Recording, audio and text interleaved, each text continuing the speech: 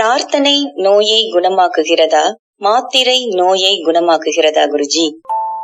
இதுக்கு முதல்ல நாம பிரார்த்தனை அப்படிங்கிற வார்த்தைக்கு பொருள் என்ன, விளக்கம் என்ன அப்படின்னு புரிஞ்சுக்கணும். அப்பதான் நம்மளால சரியா புரிஞ்சுக்க முடியும் இந்த கேள்விக்கு பதில. இந்த பிரார்த்தனைங்கிற வார்த்தையை உலகத்து விஞ்ஞானிகள் கொடுக்கவில்லை. கொடுத்தவங்க யாரு? லட்சம் ஆண்டுகளுக்கு முன்னால் இருந்த ஞானிகள், ரிஷிகள், நம்முடைய முன்னோர்கள்.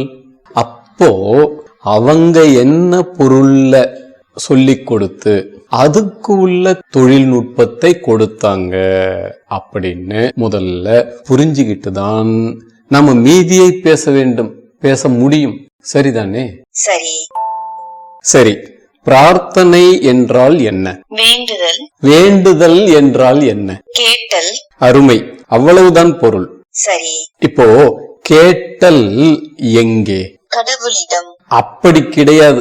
இங்கதான் உண்மையில் மூட நம்பிக்கை துவங்குகிறது. இந்த நம்பிக்கை இருப்பவர்களிடத்தில் கடவுளிடம் கேட்டல் அப்படிங்கிற அர்த்தத்திலேயே பிரார்த்தனை என்கிற வார்த்தை இல்லை. பிரார்த்தனை என்றால் கேட்டல், அவ்வளவுதான். அது யாரிடம் கேட்டாலும் சரி. இப்போ அம்மா கிட்ட, அம்மா எனக்கு இன்னொரு இட்லி வையேன், பிரார்த்தனை. அப்பா கிட்ட, அப்பா கல்லூரிக்கு கட்டணும், கொஞ்சம் பணம் கொடுங்களேன், பிரார்த்தனை. முதலாளி கிட்ட, ஐயா எனக்கு கொஞ்சம் நாளைக்கு விடுமுறை வேணும், பிரார்த்தனை. அப்படின்னா என்ன? உனக்கென்று சில செயல் திறமைகள் இருக்கின்றன. அந்த திறமையை வைத்துக்கொண்டு நீ பல விஷயங்களை செய்ய முடிகிறது, சில விஷயங்களை செய்ய முடியவில்லை. அப்போ அந்த முடியாத இடத்தில் நீ என்ன பண்ற? உனக்கு வெளியில் ஆதரவை எதிர்பார்க்கிறாய், உதவியை எதிர்பார்க்கிறாய். அந்த நிலைமையில நீ என்ன பண்ற? உன்னுடைய தேவை என்ன அப்படின்னு சொல்ற, அங்கே உதவி கேட்கிறாய். இதுக்கு பேர் தான் பிரார்த்தனை. அது எங்க கேட்டா என்ன? அம்மா கிட்ட கேட்டா வேற, அப்பா கிட்ட கேட்டா வேற, ஆசிரியர் கிட்ட கேட்டா வேற, முதலாளி கிட்ட கேட்டா வேற, தன்னுடைய வாடிக்கையாளர் கிட்ட கேட்டா வேற, அரசாங்கத்திடம் கேட்டா வேற, இப்படின்னு எல்லாம் ஒண்ணும் கிடையாது. இது எல்லாமே பிரார்த்தனை தான், எங்கே கேட்டாலும் சரி. இவங்க எல்லாம் மனுஷங்க, இவங்க ஒன்னும் கடவுள் இல்லையே. ஆகட்டும், அது சரி. நான் என்ன கேக்குறேன்னா, இவங்க எல்லோரும் மனுஷங்க தான், சரி. இவங்களை எல்லாம் நீ படைத்தாயா? இல்ல, நான் படைக்கல. அப்போ நீ படைக்காத வேறு ஒரு விஷயத்திடம், வேறு இடத்தில் நீ ஆதரவு கேட்கிறாய். என்ன? அவ்வளவுதான். இவங்க எல்லாம் இயற்கையா தானா வந்தவங்க தானே. அது பரவாயில்லைப்பா. அது இயற்கையா வந்தா என்ன, தானா வந்தா என்ன, திடீர்னு வந்தா என்ன, படீர்னு வந்தா என்ன? நீ அதை உருவாக்கவில்லை. என்ன? நீ அங்கே ஆதரவை கேட்கிறாய். என்ன? சரி, அவ்வளவுதான் விஷயம். நீ உன்னை அந்த இடத்தில் இயலாமையில் பார்க்கிறாய், நிர்கதியாக பார்க்கிறாய். என்ன? சரி. மனிதனால் எல்லாம் முடியும், மனிதனால் முடியாதது வேறு ஒன்றும் இல்லை, மனிதருக்கு மேற்பட்ட சக்தி எதுவும் இல்லை அப்படின்னா நீ முழு திறமைசாலி அப்படின்னா நீ அதை உனக்கு வந்திருக்கவே விட்டிருக்க மாட்டேயேங்கிற அந்த இயலாமையை. இப்போ அந்த இயலாமையை பார்த்த பிறகு நீ என்ன பண்ற? உன்னை மாதிரியே வேறு ஒரு நபரை அல்லது ஒரு ஜீவனை அல்லது ஒரு இயந்திரத்தை அல்லது ஒரு தந்திரத்தை, மந்திரத்தை, எதையோ வேறு ஒரு திறமையைத்தானே நீ எதிர்பார்க்கிறாய். என்ன? அப்போ உங்கிட்ட அந்த திறமை இல்லைன்னா அதை வேறு ஒரு திறமைதானே பூர்த்தி பண்ண வேண்டி இருக்கு. என்ன? அந்த திறமை யாருடையது, எதனுடையது என்பதெல்லாம் அப்புறம். இந்த நபர் கண் முன்னால இருக்கிறாரு, அவர்கிட்ட கேக்குறேன், ஆனா ஆண்டவன் கண் முன்னாடி இல்லையே. சரியப்பா, இதோ பக்கத்து வீட்டுல ஒரு தாத்தா செத்து போயிட்டாரு, அவருடைய பிணம் கிடக்கு. இப்போ நீ போய் பார்த்தீன்னா உன் கண்ணு முன்னால அந்த பிணம் இருக்கும். அந்த பிணத்துக்கிட்ட போய் நீ என்ன பண்ற? உன்னுடைய தேவைகளை எல்லாம் கேளு, போயிட்டு வா. பிணம் எப்படி பூர்த்தி செய்யும்? ஏன்னா இப்பதானே நீ சொன்ன கண்ணு முன்னால தெரியறவங்க தான் நம்முடைய கோரிக்கையை பூர்த்தி செய்ய முடியும் அப்படின்னு.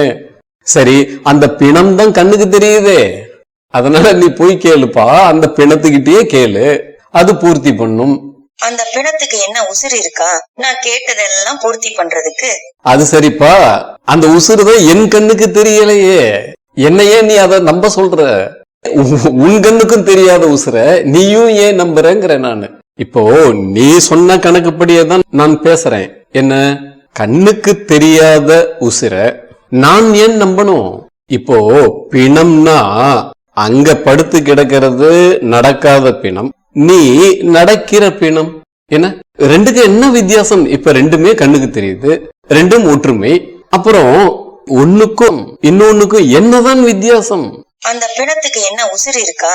சரியப்பா, இப்போ உனக்கு உசுறு இருக்குங்கிற, பிணத்துக்கு உசுறு இல்லைங்கிற. நான் என்ன சொல்றேன், உன்னுடைய உயிரை நான் இன்னும் கண்ணாலேயே பார்க்கலையேங்கிறேன். நான் பார்க்காத உயிரை நீ ஏன் என்ன நம்ப சொல்ற? இப்போ அதே போல ஒரு மருத்துவமனைக்கு போற, நீ அங்க மருந்து கேட்கிற, யார்கிட்ட? வைத்தியர்கிட்ட. அவரு நடக்கிற பிணம். என்ன, அப்போ நீ நடக்கும் பிணம் கிட்ட போய் மருந்து கொடுங்கன்னு கேக்குறியே, அது சரியா? அதுக்கு தானங்க நான் பதில் சொன்னேன். அந்த வைத்தியருக்கு உசுறு இருக்கேன்னு சொன்னேன், அதனாலதான் நான் அவர்கிட்ட போய் மருந்து கேக்குறேன். சரி, அவருடைய உசுரை நீ கண்ணால பாத்தியா? உசுறு கண்ணுக்கு தெரியாதே. சரி, அப்புறம் எப்படி நீ மட்டும் சொல்லலாம்ப்பா, ஆண்டவன் கண்ணுக்கே தெரியலையே, அவர்கிட்ட பிரார்த்தனை செய்யறது வீணாதானே போகுது, அது மூட நம்பிக்கை தானே அப்படின்னு. அப்போ கிடக்கிற பிணத்துக்கும் நடக்கிற பிணத்துக்கும் என்ன வித்தியாசம்? உசுறுதான் வித்தியாசம். என்ன, அப்போ அந்த உசுறு இல்லாத இடத்தில நீ பிரார்த்தனை பண்ண தயார் இல்லை. என்ன, கேட்க உதவி கேட்க தயார் இல்லை. என்ன, ஆனா அந்த உசுரை நீ இன்னமும் கண்ணால பார்க்கவில்லை. என்ன, நீ இன்னமும் கண்ணுக்கு தெரியாத இடத்திடம்தான், உசிரிடம்தான் பிரார்த்தனை பண்ணிக்கொண்டு இருக்கிறாய். அதாவது எதையும் கேட்டுக்கொண்டு இருக்கிறாய், யாரிடம் ஆனாலும் சரி. அம்மா எனக்கு இன்னொரு இட்லி வைங்க என்று சொல்லும் பொழுது கண்ணுக்கு தெரியாத உசுர்கிட்டதான்ப்பா கேட்டுக்கிட்டு இருக்கிற, கண்ணுக்கு தெரியும் பிணத்திடம் இல்லையே. நீ கேட்ட பூர்த்தி ஆகுதா இல்லையா? உன்னுடைய தட்டுக்கு இட்லி வந்ததா இல்லையா? அம்மா, அப்பா, வைத்தியர், ஆசிரியர், விஞ்ஞானி, முதலாளி, இப்படி கோடிக்கணக்கானவர்கள் இருக்காங்களே, இவங்க எல்லாம் யாரு முதல்ல? அத சொல்லு. இந்த உலகத்தின் பகுதிகள், உறுப்புகள். ஆக இந்த பகுதிகளிடம், உறுப்புகளிடம் கேட்டா என்ன, உலகத்திடம் கேட்டால் என்ன? அதாவது இப்போ நாம வைத்தியர்கிட்ட போறோம், எனக்கு இந்த நோய் இருக்குங்க, மருந்து கொடுங்க அப்படின்னு கேட்கறதுக்காக போறோம். நான் என்ன கேட்கிறேன்னா, அங்க போய் அந்த மருத்துவரிடம் கேட்கணுமா, அவருடைய காது கிட்ட கேட்கணுமா? என்ன, ரெண்டுமே ஒண்ணுதானே. அப்ப ஆண்டவனுடைய உடல்தான் இந்த உலகம் படைப்பு. எல்லா ஜீவர்களும் அவருடைய இந்த பேருடலில் உறுப்புகள். இத சொல்றதுக்காக தான் அவருக்கு நம்ம பெரியவங்க பேர் வச்சாங்க. என்னன்னு? பெரும் ஆள், பெருமாள். அப்படின்னா என்ன? அவர் பெரிய ஆள், ஒரு ஆள். இந்த உலகம்ங்கிறது இருக்கே, அது ஒரு ஆள். ஜீவர்கள் எல்லோரும் அவரில் உறுப்புகள். அப்படின்னா இந்த உலகத்துல இருக்கிற ஒரு மருத்துவரிடம் உதவி கேட்டால் என்ன, அந்த ஆண்டவனிடமே உதவி கேட்டால் என்ன? ரெண்டுமே ஒண்ணுதானே. அப்படின்னா கோயில்ல போய் சாமி கிட்ட கேட்டுக்கிட்டே இருந்தாலே போதுமா? நம்ம மருத்துவமனைக்கே போக வேண்டாமா? சரி, நான் என்ன கேட்கிறேன்னா, நீ போய் டாக்டர் கிட்ட உன்னுடைய நோய் என்னன்னு சொல்லிட்டு அவருடைய கண்ணு முன்னாடி நாற்காலியில நல்லா ஜம்முன்னு உட்கார்ந்துகிட்டு, என்னுடைய நோய் குணமாகணும், என்னுடைய நோய் குணமாகணும், என்னுடைய நோய் குணமாகணும் அப்படின்னு சொல்லிக்கிட்டே இருந்தா போதுமா? மருந்து கடைக்கு போக வேண்டாமா? மாத்திரை வாங்க வேண்டாமா? அதை தின்ன வேண்டாமா?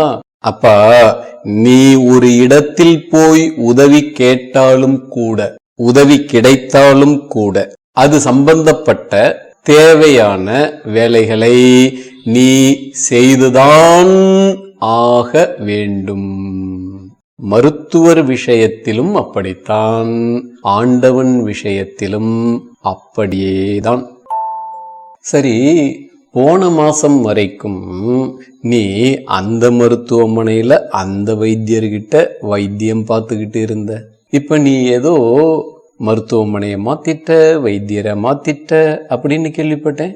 இல்லைங்க, அது வந்துங்க, முன்னாடிலாம் அவரு நல்லா கவனிச்சு பாத்துக்கிட்டு இருந்தாரு, பொறுமையா கவனிச்சு பேசிக்கிட்டு இருந்தாரு. இப்பெல்லாம் அவர் அப்படி இல்லைங்க, மாறிட்டாரு. மாறிட்டாரா? என்ன மாறிட்டாருன்னா?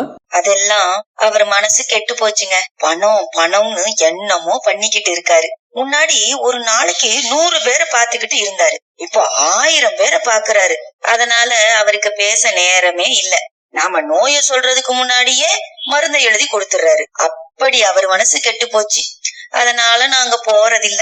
சரி, அன்னைக்கும் நீ அவருடைய உடம்பைத்தான் பார்த்தாய், இன்னைக்கும் அவருடைய உடம்பைத்தான் பார்க்கிறாய். ரெண்டும் ஒரே மாதிரி தான் இருக்கு. இப்போ நீ பார்க்காத அவருடைய மனசை பற்றி பேசுகிறாய். அதை வச்சு சொல்ற அவர் மாறிட்டாருன்னு. அப்போ இது மூட நம்பிக்கை இல்லையா? நீ முன்ன பின்ன அவருடைய மனசை பார்த்திருக்கியா? இல்ல. அப்புறம் ஏன் அவர் மனசை பத்தி பேசுற? குருஜி, மனசு போய் கண்ணுக்கு தெரியுங்களா? அது கண்ணால பார்க்க முடியாதது, நாம தான் புரிஞ்சுக்கணும். அப்படியே தானப்பா, ஆண்டவனுடைய உடலை பார்க்கிறாய். அதுதான் இந்த பிரபஞ்சம், இந்த படைப்பு, இந்த உலகம். ஆண்டவனுடைய மனமும் பார்க்கப்பட முடியாததுதான்.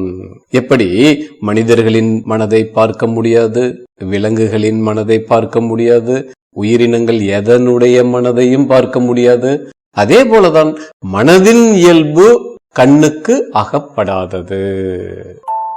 நாம சக மனிதர்களுடைய மனதை கண்களால் பார்க்கவில்லை, ஆனாலும் நாம் மற்றவர்களுடைய மனதுடன் உரையாடுகிறோம், உறவு கொள்கிறோம், புரிந்து கொள்கிறோம். அதே போலத்தான் நாம் ஆண்டவனின் மனதை பார்க்காவிட்டாலும் தொடர்பு கொள்ள முடியும், உரையாட முடியும், உறவு கொள்ள முடியும், புரிந்து கொள்ள முடியும். நம்முடைய மனம் நம்முடைய உடல் என்ற இந்த உருவத்தின் உள்ளே உள்ளது. பிறரின் மனமும் அவரவரின் உடல் என்ற உருவத்தின் உள்ளேதான் உள்ளது. அப்படி உருவத்தின் வழியே மட்டுமே உள்ளத்துடன் உரையாடி உறவு கொண்டு பழகி போன இந்த மனதுக்கு அந்த ஆண்டவனின் மனதுடன் உரையாட, உறவு கொள்ள, கருத்தை சொல்ல, தேவையை சொல்ல ஒரு உருவம் தேவைப்படுகிறது. சுலபமாக தன் பழக்கத்தின்படியே செய்ய. அதற்காகத்தான் கோவில். இந்த இடத்துல இன்னொரு சுவையான விஷயம் இருக்கு. அதாவது மனதை நன்கு பயிற்சி பெற்ற ஒரு முனிவரால் பார்க்க முடியும். மனதை பார்ப்பவர் முனிவர் அப்படின்னு விளக்கம். அப்படி அவரால் ஆண்டவனின் மனதையும் பார்க்க முடியும். அதனால அவருக்கு கோயிலுக்கு போகணும்னே அவசியம் இல்லை. அவர் எங்க இருந்தாலும் இந்த தொடர்பை ஏற்படுத்தி கொள்வார். அதே போல ஞானிக்கு அவரு அதுக்கும் மேல. அப்படின்னா என்ன? அவரு எல்லாருடைய மனதையும் உசுரையும் பார்க்கிறவர். ஆண்டவனுடைய மனதையும் உசுரையும் பார்க்கிறவர். அதனால அவர் ஒன்றும் பிரார்த்தனை எல்லாம் பண்ணிட்டு இருக்க மாட்டாரு, எனக்கு கொஞ்சம் இதை செஞ்சு கொடு அப்படின்னு. அவர் என்ன பண்ணுவாரு? ஒழுங்கா இதை செஞ்சு வைப்போ அப்படின்ட்டு போயிட்டே இருப்பார். ஆகட்டும், நாம விட்ட இடத்துக்கு வருவோம். அப்படி நமது பழக்கத்தின்படி சுலபமாக நாம் அந்த ஆண்டவனுடன் உரையாட, உறவு கொள்ள, பேச வசதியாக கோவில்கள் ஏற்படுத்தப்பட்டன. அதற்கு உதவக்கூடிய தொழில்நுட்பங்களுடன், அதாவது சூக்ஷ்ம நிலை தொழில்நுட்பங்களுடன். இவை சூக்ஷ்ம நிலை தொழில்நுட்பங்கள் என்பதால் இதனை மேற்கத்திய விஞ்ஞானிகளின் ஸ்தூல நிலை விஞ்ஞானத்தின் துணையுடன் ஆராய்ச்சி செய்ய, புரிந்து கொள்ள முயற்சி செய்தால் அது செல்லாது. அது எப்படிப்பட்ட முயற்சியாகும் என்றால், ஒரு தெர்மோமீட்டரை வைத்துக்கொண்டு எனது வீட்டு மின்சாரம் எத்தனை வோல்டேஜ் வருகிறது என்று கணக்கிட முயற்சி செய்வதை போன்றது. ஆகட்டும், இப்போ நம்ம உரையாடலில் வரும் வைத்தியர், அவரு நல்ல வைத்தியரோ ஏமாத்தர வைத்தியரோ, அவரும் ஆண்டவனுக்கு அப்பால் கிடையாது. அவரும் கூட ஆண்டவனுடைய உறுப்புதான். அதனால் அந்த உறுப்பின் வழியாகவும் நீ சொன்ன தகவல்கள் அந்த ஆண்டவனிடம்தான் போகிறது என்றாலும், அதற்கு இடையில் இந்த உறுப்பினுடைய வைத்தியரினுடைய நிறைகள் குறைகள் உன் தகவலை அந்த ஆண்டவனுக்கு மாற்றியும் அனுப்ப முடிகிறது. அதனால நீ என்ன பண்ற? நேரடியாகவே ஆண்டவனிடம் உன் கருத்தை சொல்ல விரும்புகிறாய். அதுக்குதான் கோவில், அதுக்குதான் பிரார்த்தனை. சரி, இதுல என்ன தப்பு இருக்கு? எப்போதுமே ஒரு ஏஜென்ட், வக்கீல் மூலமாகத்தான் உன் கருத்தை கொண்டு போகணுமா? இல்ல நேர்லயே சொல்லலாமா? ரெண்டில் எது சிறப்பு? இப்போ உன்னுடைய குழந்தை உன்னிடம் நேர்லயே சாப்பாடு கேட்குது, இது மூட நம்பிக்கை. என்ன, ஒரு இடைத்தரகனை, யாரோ ஒரு வக்கீலை வைத்துக் கொண்டு அவர் மூலமாக எனக்கு சாப்பாடு வேணுங்கிற செய்தி அனுப்புனா அது அறிவுபூர்வமானது. என்ன அப்படி சொல்ல வர்றையா பண்ணி? சரி, கோயில்ல போய் பிரார்த்தனை பண்ணினா சாமியா மருந்து கொடுக்குது, வைத்தியர் தானே மருந்து கொடுக்கறாரு. அந்த மருந்து தானே நோயை குணமாக்குச்சு, சாமியா நோயை குணமாக்குச்சு. சரிப்பா, இந்த வைத்தியர் உனக்கு மருந்து கொடுத்து அனுப்பியிருக்காரே, இந்த மருந்தெல்லாம் 100 வருஷத்துக்கு முன்னாடி இருந்ததா? இந்த மருந்து இல்லையே. இன்னும் 100 வருஷம் 1000 வருஷம் கழிச்சு இருக்குமா? இருக்காதே. எல்லாம் மண்ணா சேரா சகதியா இருந்துச்சு. அந்த மண் சேரு சகதிதான் இன்றைக்கு வைத்தியராகவும் நிக்குது, மருந்தாகவும் நிற்கிறது. இன்னும் 100 வருஷம் கழிச்சு இது எல்லாம் திரும்ப மண்ணாவும் சேராவும் சகதியாகவும் மாறப்போகிறது. ஆனா அந்த ஆண்டவன் தானப்பா நிலையாக இருக்கிறார். முன்பும் இருந்தார், இப்பொழுதும் இருக்கிறார், இனிமேலும் இருக்க போகிறார். அவர் தானப்பா உனக்கு உடம்பை கொடுத்தார், இந்த வைத்தியருக்கும் உடம்பை கொடுத்தார், இந்த மருந்துக்கும் மருந்து என்கிற ஒரு வடிவத்தை உடம்பை கொடுத்திருக்கிறார். அவர்தான் கொடுத்தார். இவை எல்லாவற்றையுமே அவருடைய உடம்பின் அங்கங்களாக அவர் ஏற்படுத்தி கொண்டார். அப்படி ஒருவன் இன்னொருவரின் உடலுடன் பேசும் போதே பேசுபவனுக்கு லட்சியம், தான் பேசும் அந்த குரல் கேட்பவனின் உடலின் உள்ளிருக்கும் இயக்கும் உள்ளத்தை, உயிரை இந்த பேச்சு அடைய வேண்டும் என்பதுதான். அதனால்தான் யாரும் பிணத்துடன் பேசுவது இல்லை. என்ன சரி, அப்போ எல்லோரிலும் உயிராக இருப்பது அந்த ஆண்டவனே. ஒரு ஆண்டவனின் கோடி கோடி கிளைகளே எல்லோரிலும் உயிராக இருப்பது. அதாவது எல்லோரின் உயிரும் ஒரு இடத்தில் ஆண்டவனிடத்தில் இணைந்து இருப்பவைகள். எப்படி நமது உடலின் உறுப்புகள் ஒரு நபருடன் இணைந்து இருக்கின்றனவோ அப்படி நீ கோவிலுக்கு போய் ஆண்டவனுடன் உணர்ச்சி பொங்க ஒரு சொட்டு கண்ணீருடன் நீ உள்ளுக்குள் எண்ணங்களுடன் பிரார்த்தனை பண்ணலாம். உணர்ச்சி பூர்வமாக நீ பண்ணுகிறாய். அது அவருடைய உயிருடன் பேசுவது. நீயே ஒரு ஸ்லோகத்தை சொல்லி, மந்திரத்தை சொல்லி, ஜபம் சொல்லி பிரார்த்தனை செய்யலாம். அது அவருடைய உள்ளத்துடன் பேசுவது. மருத்துவமனையில் நீ வைத்தியரிடம் பேசுகிறாய் என்றால் அதுவும் அந்த ஆண்டவனுடைய உடலுடன், காதுடன் பேசுவதுதான். அதை புரிந்து கொள். அதனால் 3 பிரார்த்தனைகளுமே வேலை செய்கின்றன. இதில் எதை தேர்வு செய்வது என்பதுதான் மாறுகிறது. இந்த 3ஐயும் தேர்வு செய்யலாம், ஏதாவது 2ஐ தேர்வு செய்யலாம், ஏதாவது 1ஐ தேர்வு செய்யலாம். அதெல்லாம் அவரவருக்கு இருக்கும் உணர்வின் அடிப்படையிலும், அறிவின் தகவல்களின் அடிப்படையிலும், தேவைகளின் அடிப்படையிலும் அவ்வப்பொழுது மாறிக்கொண்டே இருக்கின்றன. சரி, இதில் எது சரியான முறை, எது தவறு? தன் தேவைக்கு அநியாயம் இல்லாத தீர்வுகளில் எதை ஒருவன் பயன்படுத்தினாலும் அது தவறு இல்லை, அது நியாயமானது. இதுதான் உங்க கருத்தா? இதையெல்லாம் நான் சொல்லவில்லைங்க. 1,00,000 ஆண்டுகளுக்கு முன்னால் எழுதப்பட்ட நூல்களில் இருப்பதை இங்கே நான் சொல்கிறேன். நம்முடைய முன்னோர்கள் மிக ஆழமாக விசாரம் செய்தார்கள், ஆய்வுகளை செய்து பார்த்தார்கள், தம் அனுபவங்களையே அங்கே சொல்லி வைத்துள்ளார்கள். நம்முடைய சுக வாழ்க்கைக்கு உதவட்டுமே என்று. ஆனாலும் இவைகள் எந்நாளும் பரிசோதிக்கப்பட்டவைகள்.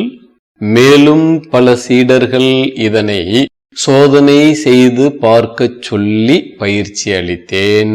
அவர்களும் கூட இந்த சூக்ஷ்ம விஞ்ஞானத்தின் துணையுடன் இவைகளை எல்லாம் சோதனை செய்தே பார்த்தார்கள். சொல்லப்பட்டவைகள் உண்மையாக இருப்பதையும் பார்த்தார்கள். அப்படி நம்முடைய முன்னோர்கள் ஸ்தூல, சூக்ஷ்ம, பாவ என்ற 3 அடுக்கு இருப்புகளை கண்டறிந்தார்கள். ஆக 3 விதமான விஞ்ஞானங்கள் இருப்பதையும் கண்டறிந்தார்கள். அந்த 3 விஞ்ஞானங்களின் துணையுடன் தான் நூல்களை எழுதினார்கள். அவைகளைத்தான் நாம் இன்று சாஸ்திரங்கள் என்கிறோம். ஆனால் மேற்கத்திய நாட்டவர்களிடம் இருப்பது ஒரே ஒரு தள விஞ்ஞானம், ஸ்தூல விஞ்ஞானம் மாத்திரமே. அதனால்தான் அவர்களுக்கு நம்முடைய பேச்சுக்கள் எல்லாம் மூட நம்பிக்கைகளைப் போல தோன்றுகிறது. அவர்கள் கிடக்கட்டும், இதில் இன்னும் சிறிதை புரிந்து கொள்ளவே அவர்களுக்கு இன்னும் 10,00,000 ஆண்டுகள் ஆகும். அதற்கு பின்னால் நாங்கள் கண்டுபிடித்து விட்டோம் என்று நம்மை விட அவர்கள் ஓங்கி கத்துவார்கள். ஆனால் இன்று நாம் அவர்கள் சொல்வதை கேட்டு ஏமாளிகளாக ஆக வேண்டாம். நம் பிள்ளைகளை நிர்கதியாக ஆக்க வேண்டாம். கோவில்களை, தெய்வங்களை அறிமுகம் செய்வோம். அவர்களுக்கும் நாம் சுகமான வாழ்க்கையை தருவோம். வாழ்க பாரதி, வாழ்க பாரதம், வாழ்க பாரத பண்பாடு.